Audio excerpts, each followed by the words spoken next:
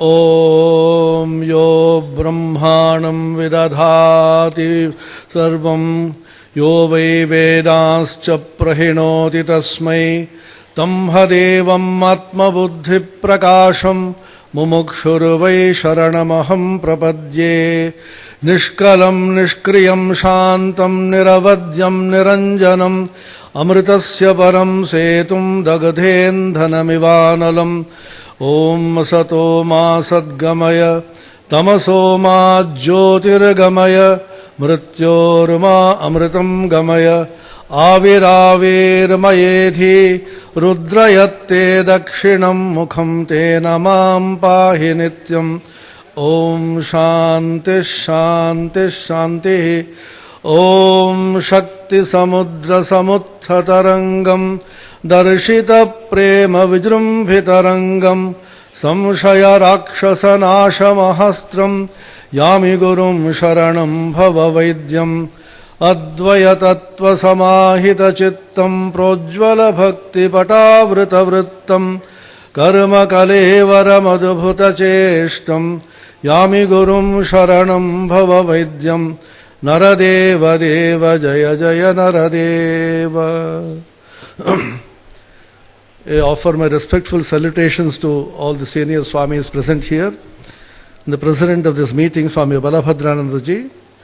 My regards to all the eminent speakers in the dais and our dear brahmacharis and the brother monks and dear devotees of Ramakrishna Vivekananda. Swami Vivekananda has a remarkable article titled Hindu Religion and Sri Ramakrishna. There he begins by saying that truth can be classified as of two kinds. One is the truth which is discovered by physical sciences through reason and through sense perception. The other kind of truth is that which is realizable by the yogis through extra-sensory perception. The first is what we normally call as a science, particularly the Western model of science. The second is what is called yoga. In Sanskrit, he uses the words Indriya Pratyaksha, that which is directly perceived by the senses of man, and Yogaja Pratyaksha, that which is realized by the supersensory faculties of yoga.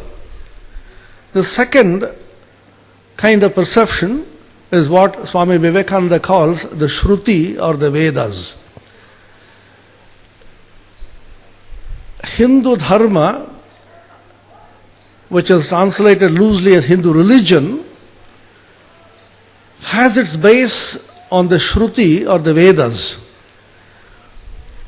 which have been perceived through super-sensory perception by a band of people who were devoted to searching for this truth, who were called rishis.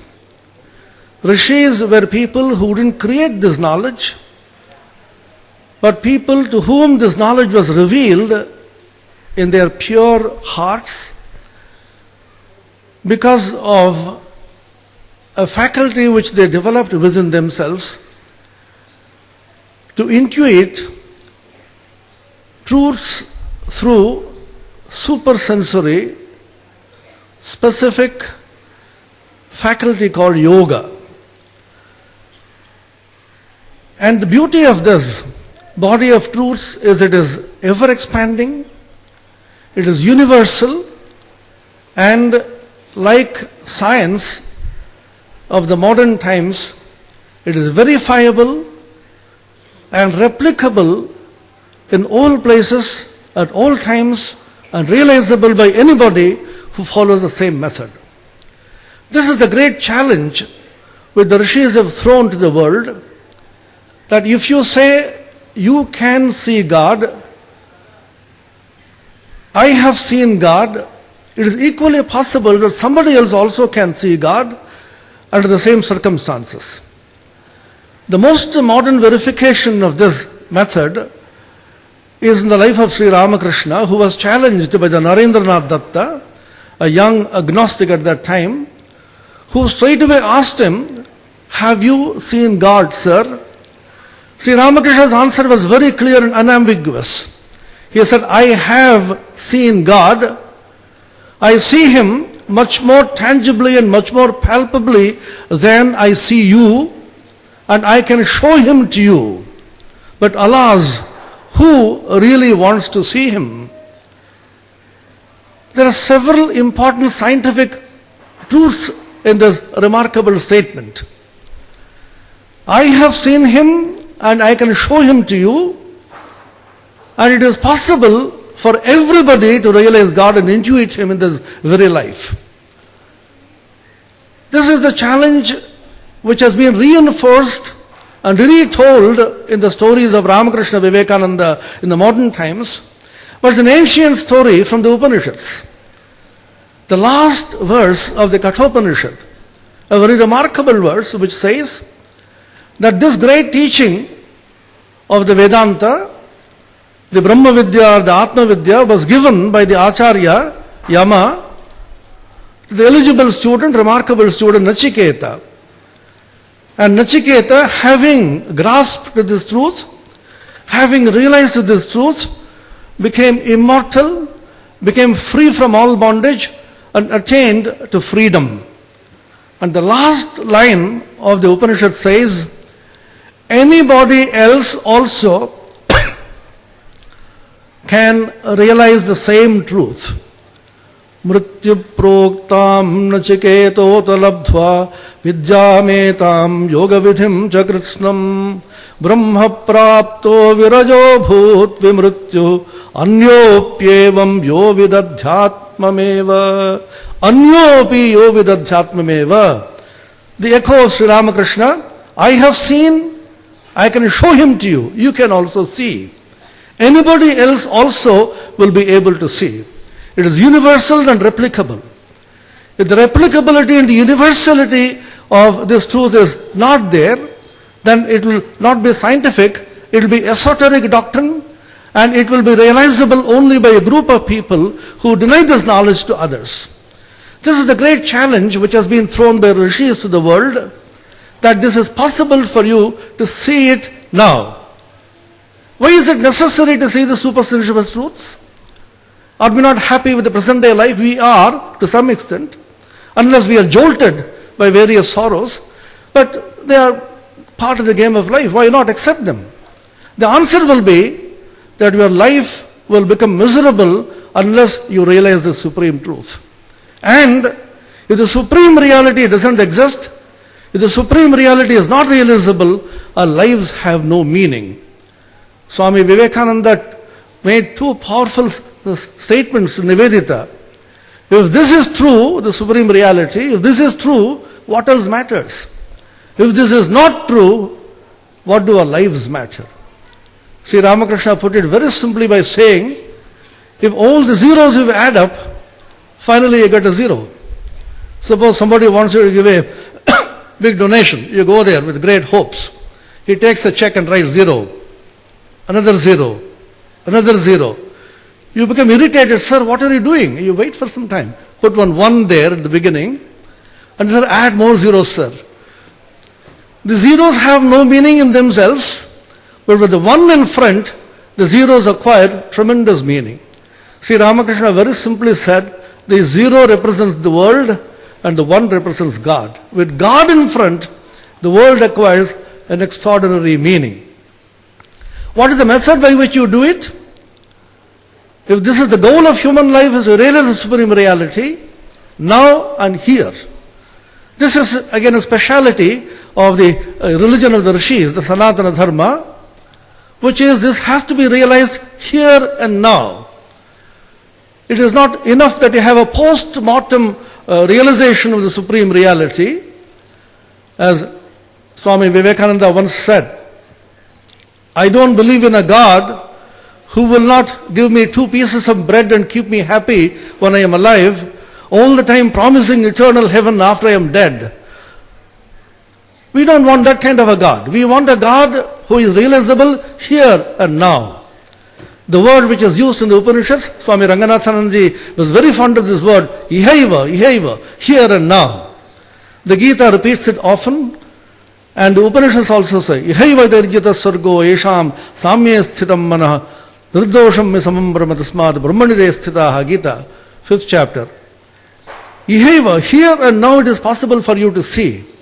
And if you don't see this reality within yourself, even when you are alive, even when you live in this world, then this world, the life will be futile. Great will be your loss. That's the statement in the Upanishad. Mahati vinashtihi. Ihached averi tatasatyamasti nached iha vedin mahati vinashtihi. If you realize this truth here and now, great will be your gain.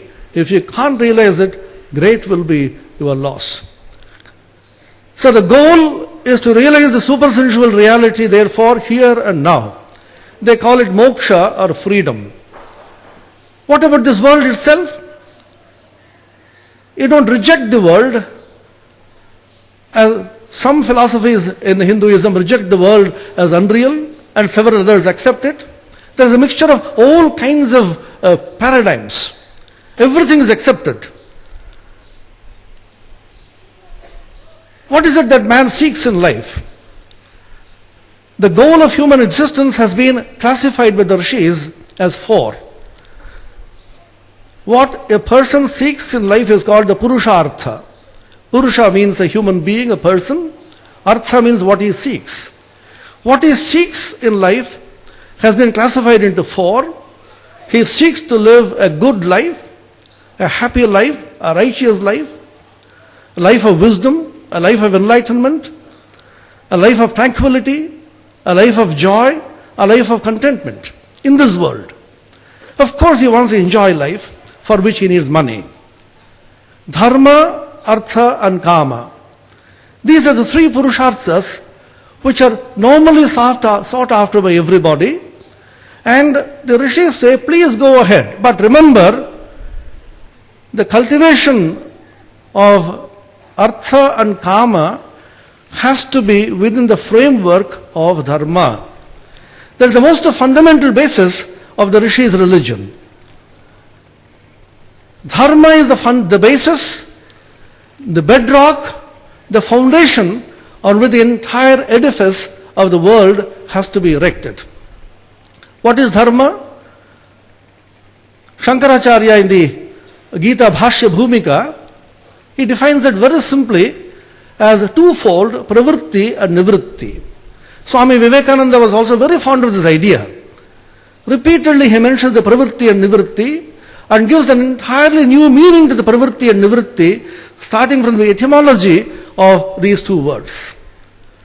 Pravritti dharmo, nivritti dharmascha, pravritti lakshano, nivritti lakshanascha. What itself is dharma? Shankaracharya's definition of dharma is extraordinarily beautiful. Jagata sthiti karanam. This is the basis of Jagata sthiti karanam, the sustainability. The modern word is sustainability. So we can call Dharma as the principle of sustainability which sustains the universe. Praninam sakshat abhyudaya nishrayasa hetu yo sadharmaha. All the beings seek abhyudaya and nishrayasa, the worldly prosperity comprising dharma, artha and kama, and the supreme goal, nishrayasa, which is moksha. Abhyudaya on the one side with the pravritti marga, and nishrayasa on the other side, nivritti marga, comprise the entire gamut of the Rishi's religion.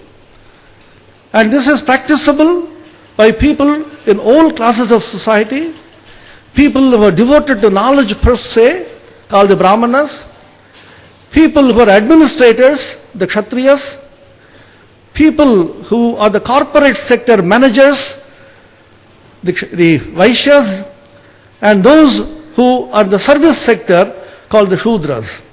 All of them Varnibhi, and Ashramabhischa. Those who are students devoted to knowledge, those who earn money and distribute wealth and serve, the grihasthas or the householders, and those after retirement become consultants, the vanaprasthins, and those who at the end of their life seek the supreme wisdom, the sannyasins, and bless the world through their realization. The 4 ashramas and the 4 varnas, so beautifully classified. Later on the degeneration came for various reasons. So these people devote themselves to the pursuit of Nishrayasa and Abhyudaya, which is called Pravritti Marga and Nivritti Marga, which is the whole gamut of the Rishi's religion. So the supreme goal, as I said, is to see God in the devotee's language. Even Jesus the Christ said, Swamiji was very fond of this sentence. He in fact says, if the entire religious literature of the whole of humankind were destroyed, this one sentence shall save the world, which is in the Sermon on the Mount.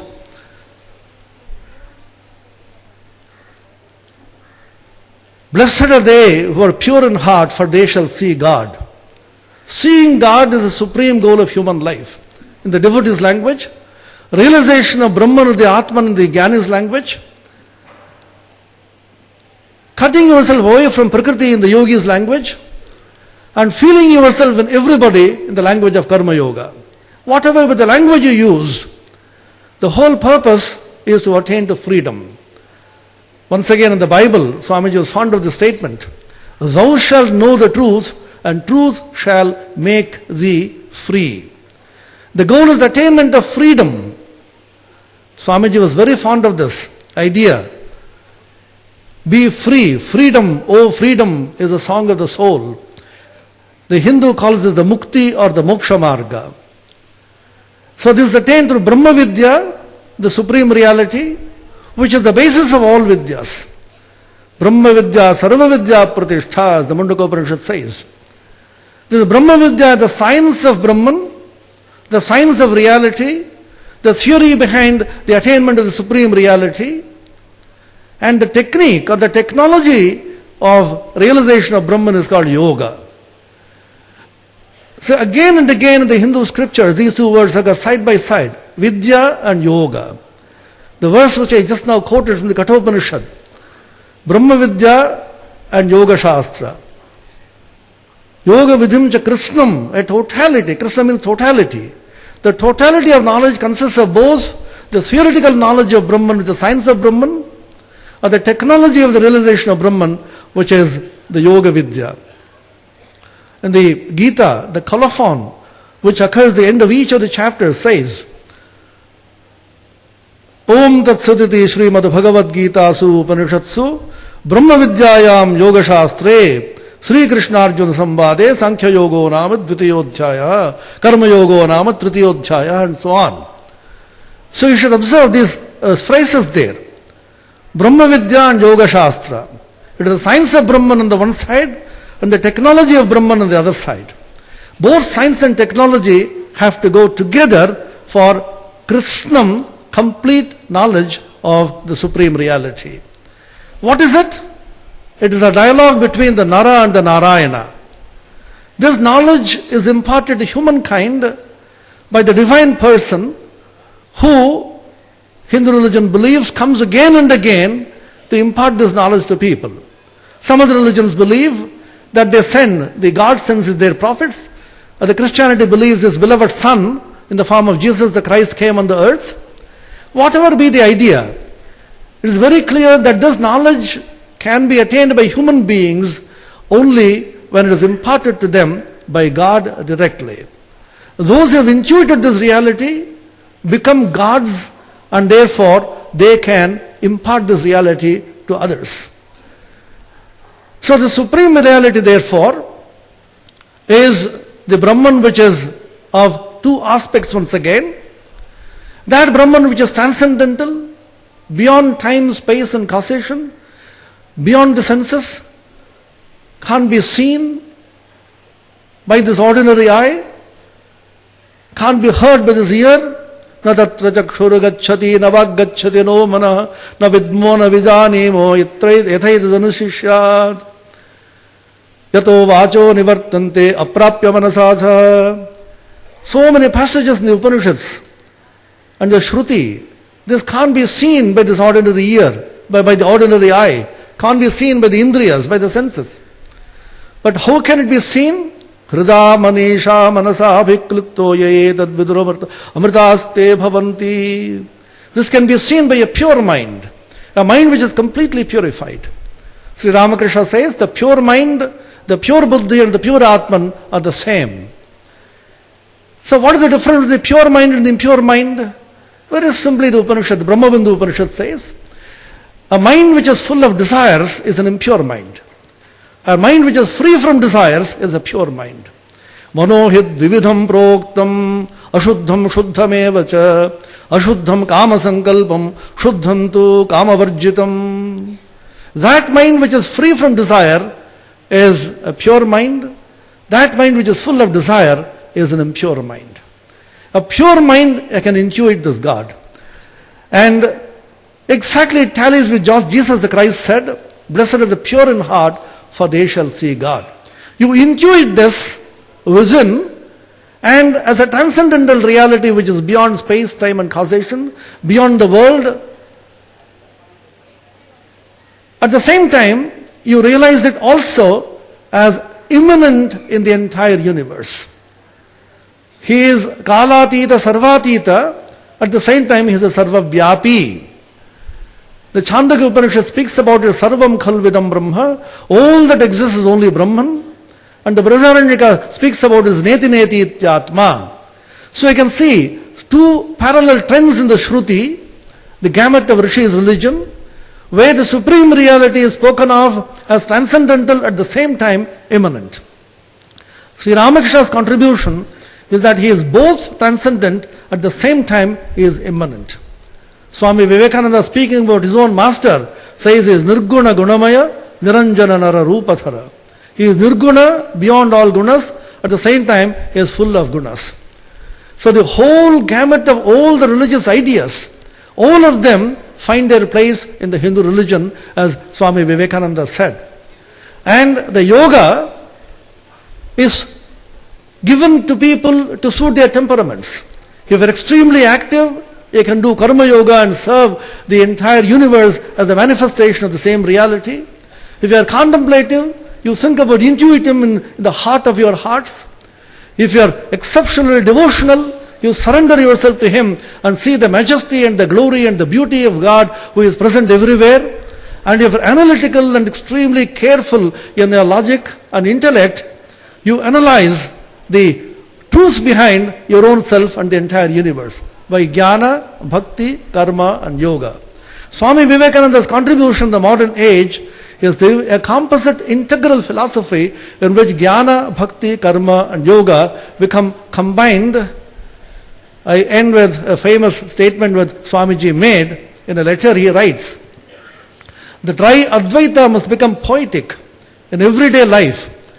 Of the hopelessly intricate mythology should come concrete moral forms. Of the bewildering yogism must emerge practical and most scientific psychology. And all this must be put in a form that even a child can grasp it. That is my life's work. On another occasion he wrote in a letter, I want to give them hard, dry reason, softened in the sweetest syrup of love, cooked in the kitchen of yoga, and made spicy with work, so that even a baby can digest it. Swami Vivekananda, following Sri Ramakrishna, has given us such a masterly exposition of this pre-cooked, ready-made food for us to only to simply swallow it. Blessed are we that you are sitting at His feet and waiting for a sip of that nectar which our forefathers have accumulated in this great land of ours. Thank you.